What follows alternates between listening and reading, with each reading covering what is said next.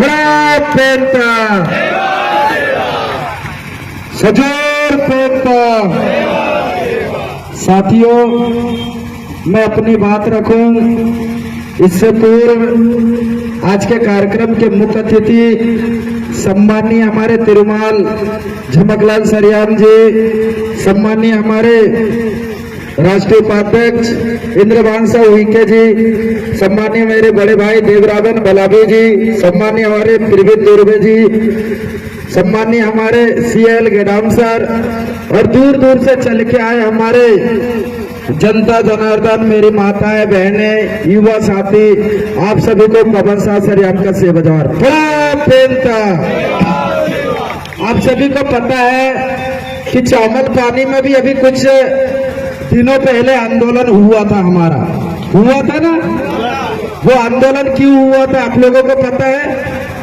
क्योंकि दूधी नदी में जो बांध बन रहा है, जितने भी लोग दुकान में जितने बैठे आके सुन लो, क्योंकि आप सभी को ज्ञात है, बाखूबी जानते हो कि दूधी नदी में जो बांध बन रहा है, इस बांध के प्रभाव में 40 से 50 गांव आने वाले और यहां से हजारों लोग बाहर पलायन होने वाले, जिसमें आपके जल जंगल जमीन से आपको बेदखल किया जाएगा और चंद रुपए आपको मुआवजे के नाम से भी दिया जाएगा। उसी लड़ाई को लड़ने के लिए अभी निरंतर हम आपके बीच में आते जाते रहते हैं। आपको पता है कि आजादी के 75 से 76 साल बाद भी बीजेपी की सरकार रही हो या कांग्रेस की सरकार रही हो, इन्होंने आदिवासी के विकास के नाम से सिर्फ आदिवासियों के जमीनों से बेदखल करने का, उन्हीं के जमीन पे बड़े बड़े बफर जोन के नाम से आदिवासियों को पलायन किया जाता है। आदिवासियों की जमीन पे बड़े बड़े डैम बनाए जाते हैं। आदिवासी के जमीन से उनको बाहर भगाया जाता है। आजादी के इतने साल बाद भी, जबकि इस देश को आजाद करवाने के लिए सर्वप्रथम पंक्ति में यदि किसी कौम ने, किसी व्यक्ति ने, किसी जात ने यदि इस देश को आजाद करवाया था तो वो हमारी गौंड जाति की गौंड कौम था। ये इन लोगों ने नहीं करवाए थे।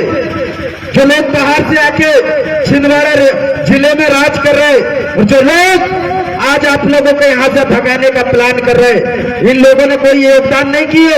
ये तो कुत्तों की मौत मरे और इन लोग सम्मान की जिंदगी जी रहे हैं। स्वाभिमान की लड़ाई और जल जंगल जमीन की लड़ाई तो इन लोगों ने लड़ी है, आदिवासी समाज ने लड़ी है, जो आज बेघर होके आज रोड पे बैठ के अपने न्याय की लड़ाई लड़ रहा है। आज मैं बता दूं आपको, आजादी के इतने साल हो गए हैं, ना तो बीजेपी वाले ने कभी देखने आए, ना कांग्रेस वाले कभी देखने के लिए आए। अभी बड़े जोर और शोर से आदिवासी इलाकों में स्वाभिमान यात्रा निकाल रहे। अबे स्वाभिमान यात्रा किस बात की निकाल रहे हैं? कि बांध बना रहे, वहां से 40 से 50 गांव हमारे आदिवासी को उठाए जाएंगे, आदिवासियों का जल जंगल जमीन से बेदखल किए जाएंगे। इस बात की स्वाभिमान यात्रा? क्या स्वाभिमान यात्रा इसलिए कि मणिपुर में हमारी बहनों को नंगा करके परेड करके उनको घुमाया गया? क्या स्वाभिमान यात्रा इसलिए कि सीधी में आदिवासी भाइयों के ऊपर मुद्दा गया? ये सिर्फ बीजेपी और कांग्रेस के लोग जितने भी आदिवासियों को चूतिया बनाने का काम कर रहे हैं, इन लोगों को आपको अपने गांव से बेदखल करना है। ये लोग आपको सिर्फ वोट के नाम से युद्ध करने के लिए आते हैं। ये लोग आपको कभी भला नहीं चाहे। इन लोगों ने, चाहे वो बीजेपी के नेता हो चाहे कांग्रेस के नेता हो, जितने भी नेता है बीजेपी कांग्रेस के, सारे लोगों ने आदिवासियों को लूटा है, सारे लोगों ने आदिवासियों के साथ पीटा है, सारे लोगों ने हमारी बहन बेटियों के साथ अन्याय किया, सारे लोगों ने हमारे लोगों के साथ में अन्याय अत्याचार किया है। आज वक्त है आप लोगों को इनसे बदला लेने का। आज वो वक्त आ गया है कि बीजेपी और कांग्रेस के लोगों को आपको विधानसभा से उठा के दूधी नदी में बहाने का वो वक्त आने वाला है। आपको बहाना पड़ेगा।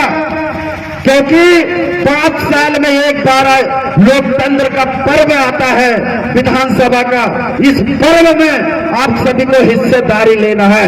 चमकलाल सरियाम जी का चेहरा होगा, नाम होगा, प्रत्याशी पूरे विधानसभा के जुन्नर विधानसभा के लोग होंगे। ऐसे जो लोग कभी आदिवासियों को भला नहीं चाहे।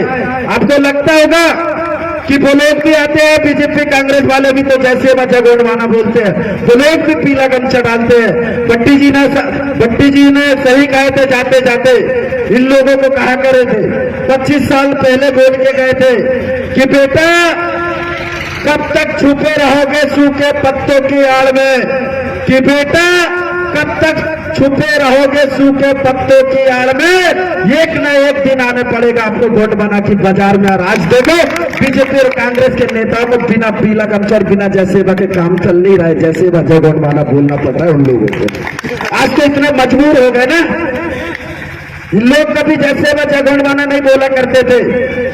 आज देन है हमारे महापुरुषों की, आज देन है हमारे दादा हीरा सिंह मरकाम जी की, आज देन है हमारे मोती रावल कंगाली जी की, आज देन है हमारे सुरेश सीताराम जी की, और आज देन है हमारे तिरुमाल मनमोहन साहब पट्टी जी की, जो आज देश के कोने कोने में जैसे बार जय गोंडवाना का नारा गूंज रहा है। और आज देश में किसी भी जाति जनजाति के साथ में अन्याय अत्याचार होता है तो ना फूल आता है ना पंजा आता है, वहां से पीला गमछा आता है। इन लोग तो छिप के घर में बैठ जाते हैं। आप लोगों ने देखा है, ये सारी चीज बताने की नहीं है। आप लोगों को लगता है कि आपके साथ जो अन्याय अत्याचार हो रहा है और उन्हीं लोगों को आपने विधानसभा तक पहुंचाया है। आज वक्त है ऐसे लोगों को विधानसभा की कुर्सी से लात मार के इनको नीचे गिराना पड़ेगा आप लोगों को, क्योंकि यदि ये लोग चाहते सच्ची ईमानदारी और निष्ठा के साथ में भी काम करते तो आज जरूरत नहीं पड़ती अखिल भारतीय गोंडवाना पार्टी को यहाँ पे बांध को रोकने के लिए आंदोलन करने की। वो लोग जिन लोगों ने आपसे वोट मांगा था 5 साल पहले, वो लोग यदि वही चीज कर लेते पहले, वो सिर्फ एक अनुशंसा करके यहाँ से दे देते, विधानसभा में एक बात रख देते, तो मुझे नहीं लगता कि यहाँ पे 40 से 50 गांव के लोग आदिवासी पलायन होने वाले होते। ये लोग कभी नहीं सोचे आपके बारे में, ये कभी आपका आदिवासियों का सही और गलत के बारे में नहीं सोचते। जब आदिवासियों के साथ में अन्याय अत्याचार होता है, सारे आदिवासी विधायक मर जाते साले, कोई बोलता नहीं है, ना बीजेपी का नेता बोलता ना तो कांग्रेस का नेता बोलता है। जब स्वाभिमान यात्रा निकाल रहे, अबे स्वाभिमान यात्रा किस बात की निकाल रहे कि स्वाभिमान यात्रा इसलिए निकाल रहे कि हमारी बहनों को 1000-1200 रुपए दे रहे, कि स्वाभिमान यात्रा इसलिए निकाल रहे कि आदिवासी को बहन के साथ अन्याय अत्याचार कर रहे। ये फालतू सी जो यात्रा इन लोगों की निकल रही, इनको आपके गांव में बर्खास्त करो, इनके गांव में प्रतिबंधित कर दो, इनको आने मत दो आपके क्षेत्रों में, क्योंकि इन लोगों ने ही आपको लूटा है।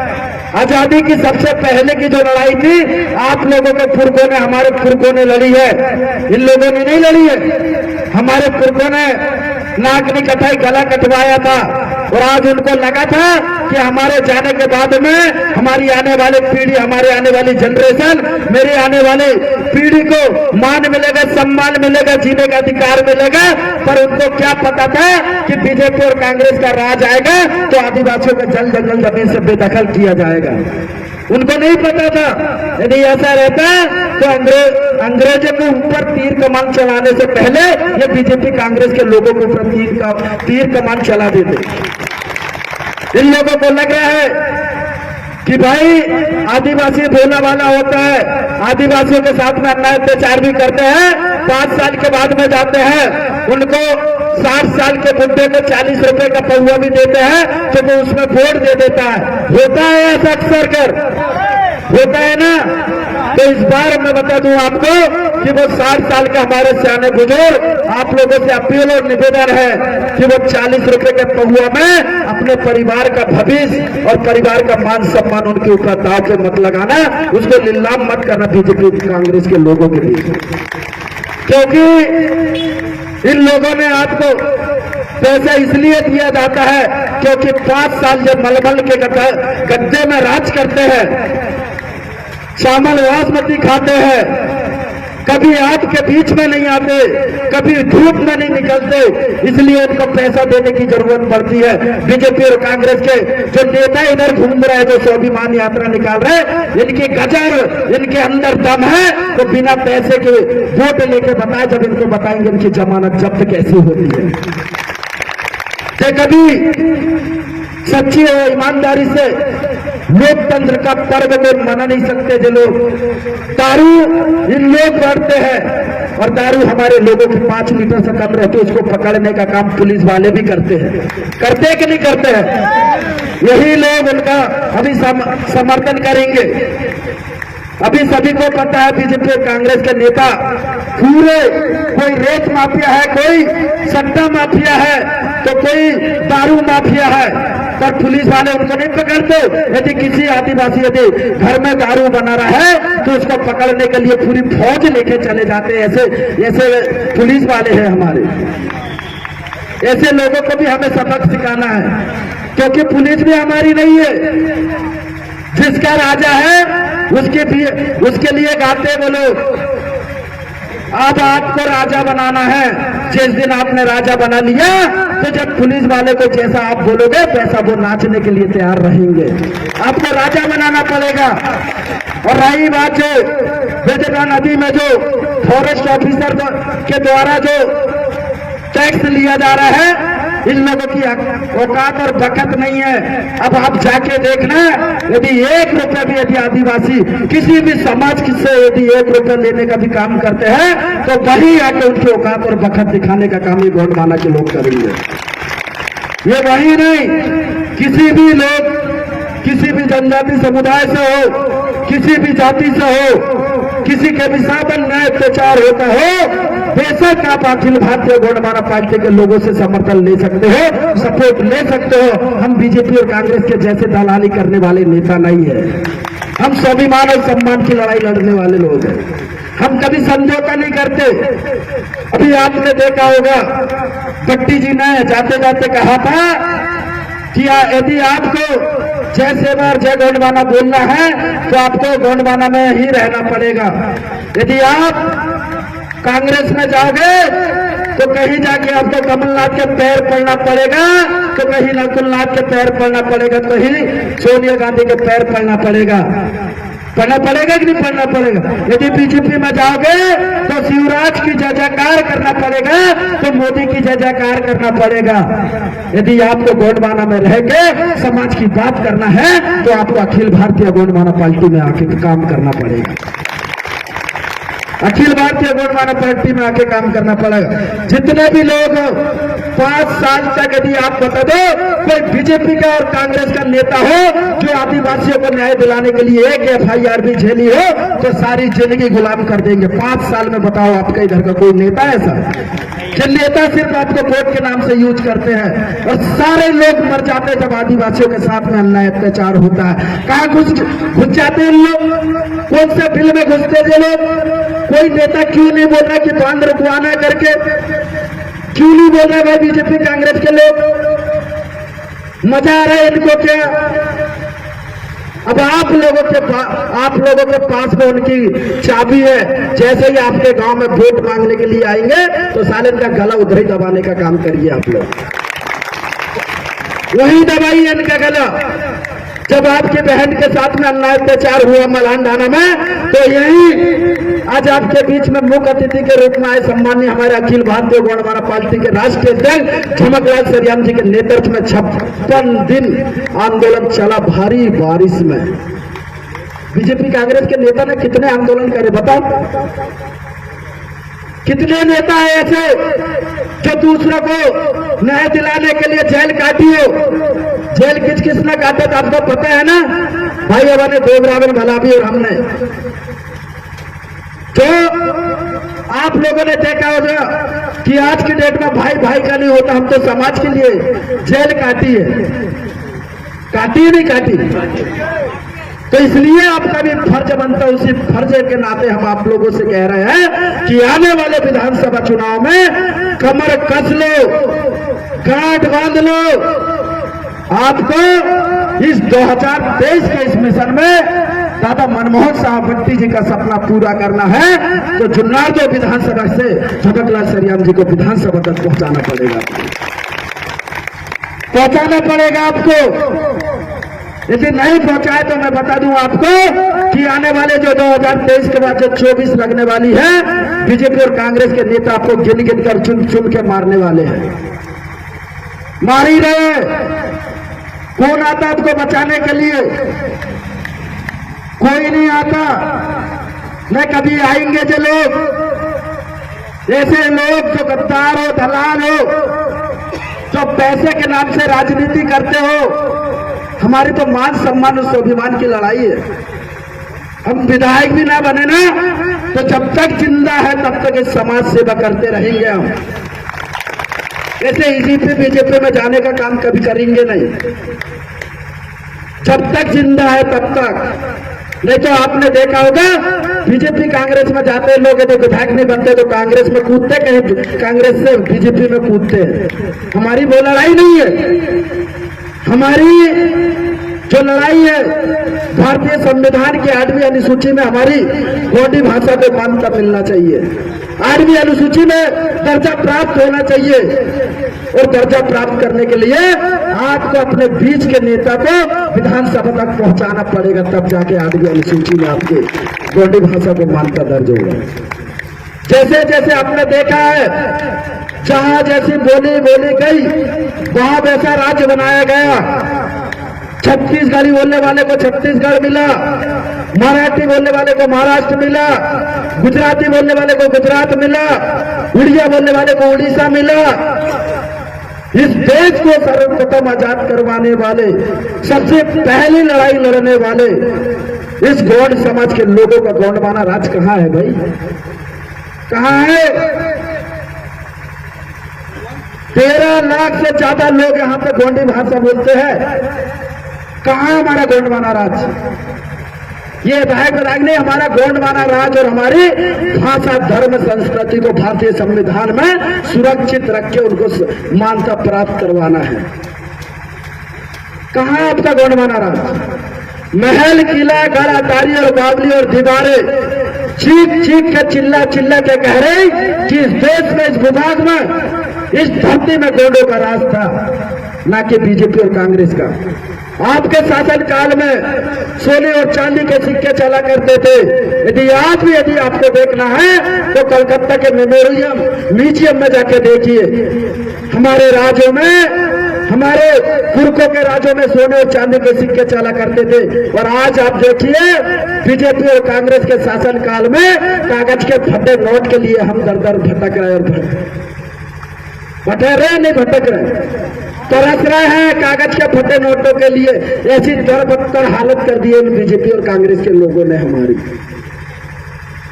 इन लोगों को बताओ, सारे लोग मानते हैं इस देश का असली मूल मालिक आदिवासी समाज है, कोई नहीं है। जो लड़िया लोकरी को कभी मार नहीं सकते थे, आज उनको स्वतंत्र सेनानियों में उनका नाम आया।